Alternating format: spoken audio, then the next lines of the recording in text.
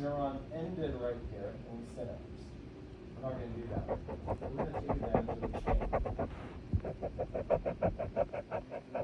We go up. The synapse at a level, right? It's exciting. We can synapse at a level above. Okay? So there's my postganglionic neuron. Now the axon leaves via the gray ramus kinase, like all, it's not myelinated, and then out to my target organ, which is this.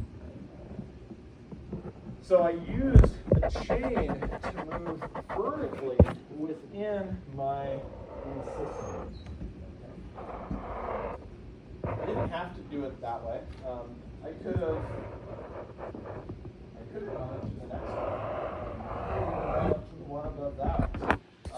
Also go down as well, right? I don't have to only go up one. I have options.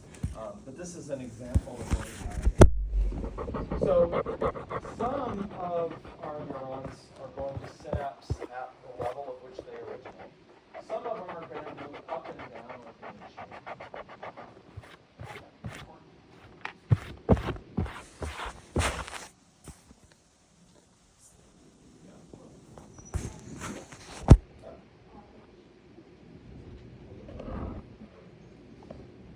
Why might the chain be important? Why are we moving up and down?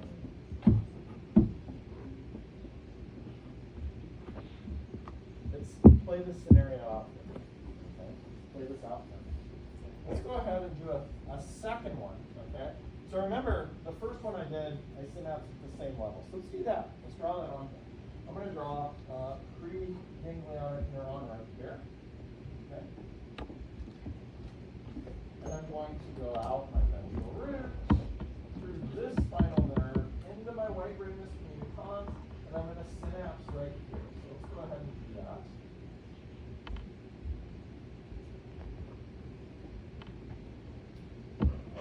And I'm going to go out like this, and I'm going to go to my organ. Okay. So now I have two neurons going to the same target organ, right? Presumably doing the same thing. Let's pretend, though, that my first example isn't there. I don't have a way to easily take it away, right? But pretend that it isn't there, okay? And if it isn't there, right, it's not there. Only we know what it's there right now. But now, this section of my spinal cord is jacked, right? I get into a car accident, right? I fall off my bike, I do something. That section of my spinal cord is now Dunsky's, right? Guess what? If I don't have my sympathetic chain here, I just lost sympathetic innervation to this part of my body. But because I have a neuron from another level of the spinal cord going up the sympathetic chain, I can maintain that innervation here, right? So it's kind of like a safety net in a way, that I can have potential spinal cord damage and still maintain innervation to most of my organs, right? We see this a lot with spinal cord injuries. You see that you can have a spinal cord injury like right here, but you've maintained most if not all of your sympathetic innervation because you have the sympathetic chain there, right? So it's just a way to create essentially redundancy in the system. So if your spinal cord does get damaged, you can still maintain sympathetic innervation, right? Because if you don't, that's the end, right? You're done, okay? You have to maintain that sympathetic innervation because our sympathetic nervous system is doing stuff that we can't consciously do ourselves. So we have to allow it to do it. So it's a really interesting system. So that's why we have that chain of sympathetic ganglia kind of going along. Interesting, right?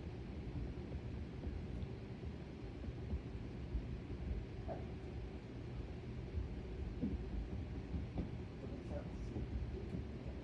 But keep in mind, we're always going in the white ramus communicans, always. There's not a single scenario where you don't. And then if we leave the sympathetic chain via one of these two pathways, you're out the brain. Okay. Couple couple of things. Let's go ahead and introduce a little bit more vocabulary. So this is called our sympathetic chain, but because we are anatomists, we have to give names to the ganglia themselves. I quite like these ones though, so they're worth mentioning. These ganglia that you see here, here, here, those ganglia are called paravertebral.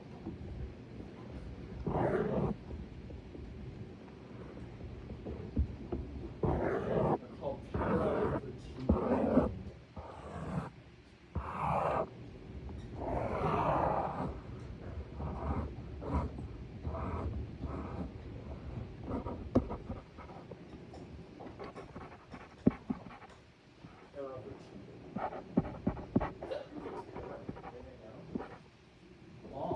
Long next to, so these paravertebral ganglia are next to the vertebra, right? They're next to it, right?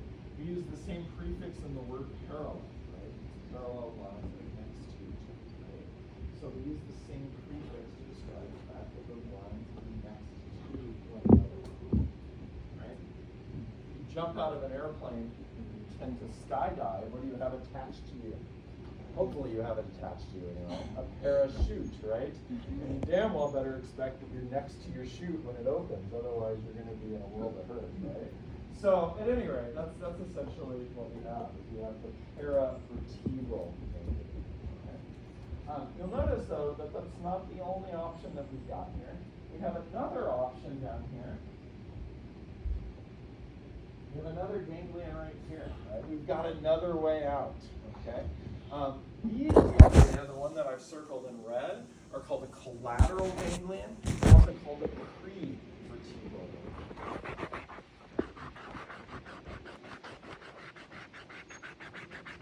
Collateral.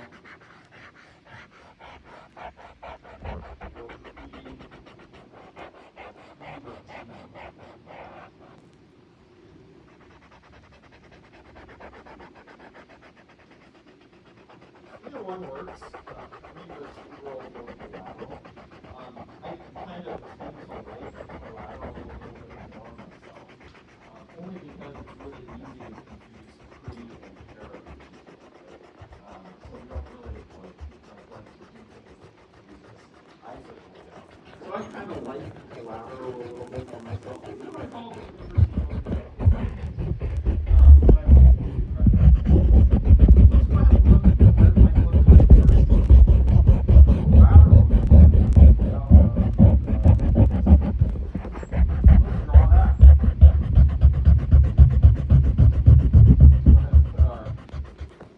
body in the lateral horn. Go ahead and make an axon come out right here, out our ventral root, through our spinal nerve, always through the white ramus communicans. Now we're going to take advantage of the passageway in this direction until we get to our ganglion.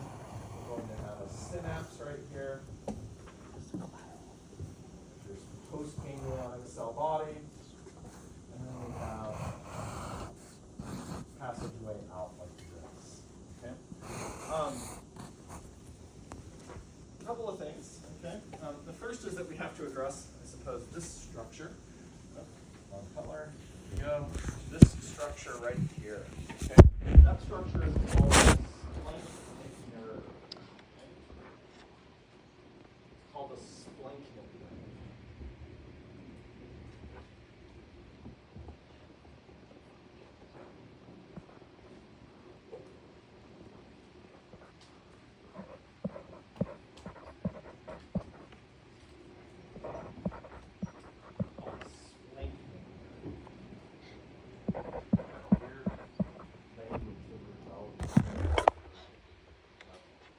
Prevertebral ganglia, preganglionic neurons, splanchnic nerves, and everything else. It's really taking a mess of the words today.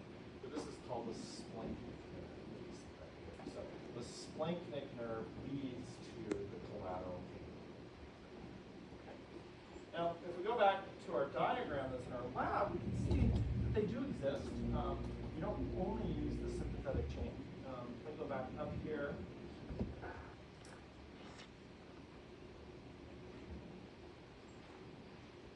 back up here, this diagram, you see that we do use the sympathetic trunk, but there are splanchnic nerves that lead to these, oops, let me try a different color. There are splanchnic nerves that lead to ganglia that are outside of the sympathetic chain, right? Those are those collateral ganglia that we have. They do have names. This one is the superior mesenteric ganglia, this one is the inferior. We're not going to learn the names of those ganglia, so don't stress out about that. But we just want you to know that they do exist, okay? That's really the most important.